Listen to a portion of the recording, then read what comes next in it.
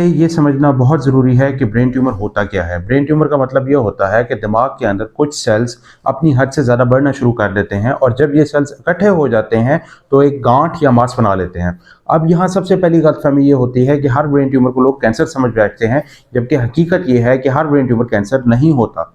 कुछ tumours non cancerous होते हैं, वो धीरे धीरे बढ़ते हैं, कभी कभी सालों तक सिर्फ प्रेशर की वजह से सिम्टम्स देते हैं।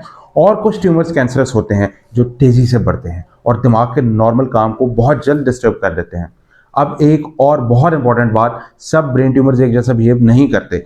कुछ ट्यूमर्स ऐसे होते हैं जो बहुत स्लो ग्रोइंग होते हैं, जैसे कोई चीज़ धीरे धीरे अपनी जगह घेर रही हो, और कुछ ट्यूमर्स ऐसे होते हैं जो फास्ट ग्रोइंग होते हैं, जैसे आग जो तेज़ी से फैल जाती है। और यहीं से ट्रीटमेंट का फैसला चेंज हो जाता है, क्योंकि अगर ट्यूमर धीरे धीरे बढ़ रहा है, नॉन कैंसरस है और ज़्यादा प्रेशर ना कर रहा हो, तो ऐसे ट्यूमर्स को ऑब्जर्व करना होता है, दवाई देनी होती है और बाज़ औक़ात सर्जरी। लेकिन अगर ट्यूमर तेज़ी से ग्रो कर रहा है, कैंसरस है या दिमाग के सेंसिटिव हिस्से पर प्रेशर दे रहा है, तो सिर्फ दवा पर टाइम लगाना बहुत खतरनाक हो सकता है। इसलिए ये समझना कि ट्यूमर कौन सा है, कितनी तेज़ी से बढ़ रहा है और दिमाग में कहाँ पर मौजूद है, ये 3 चीज़ें ट्रीटमेंट का फैसला करती हैं।